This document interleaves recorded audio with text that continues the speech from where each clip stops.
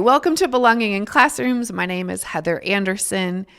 I wanted to pause today and just share with you all why there's so many podcasts in the world. There's so many people making amazing and beautiful things.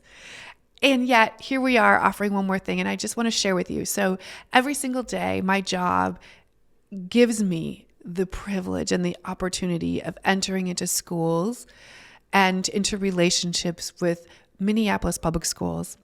It is the work of my heart. I love it so. And I get to meet so many amazing humans. Because look, Minneapolis Public Schools, if you ask me on one day, I'm going to tell you, oh my goodness, it's done. Burn it all down. And then I remember that there's always going to be children in it. There's always going to be children in this district. And in a public school, there are always going to be the children who need our community the most. And every day I get to be in relationship with the people who are doing their best inside of sometimes what is a really broken system. And we know that it was built on racist practices and policies and segregation and all those things.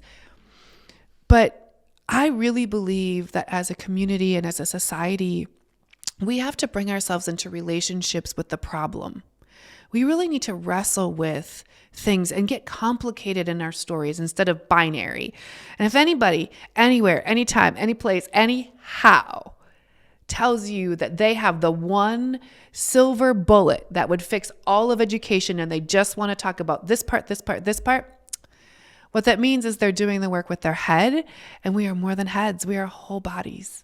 I mean, it's at school today where educators are trying to figure out how they're going to give food and snow pants to newcomers to our country that are at their schools, that the school is their hub.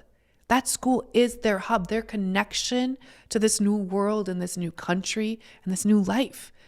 And they want to be there with and for families as they're welcome. That's what public schools are. That's what Minneapolis Public Schools is. And so when I hear these stories and I visit schools, and I see children, and I see people creating and innovating and believing in children that, frankly, our country quits on and bets against and actually puts barriers up in front of them. Students of colors and Indigenous students in this country have barriers up against them, systemic barriers up against them every single day. And yet there are people inside of these systems carving out, making way for their brilliance, thinking about the barriers, and we can't remove them all, right? We can't fix housing inside of a public school. We can't fix all the food inside of public schools. We can't fix, every single thing. And yet when children come to us with all these things, it is still our job to be the place where they can come. And meeting the people who do that, who find the way, the third way, the fifth way, the sixth way, and the money somehow. I wanted to share what they do with more than just me. I would come home from work and I would say, oh my gosh, I have to tell you about this educator that I saw today. I have to tell you about this student and what they're doing.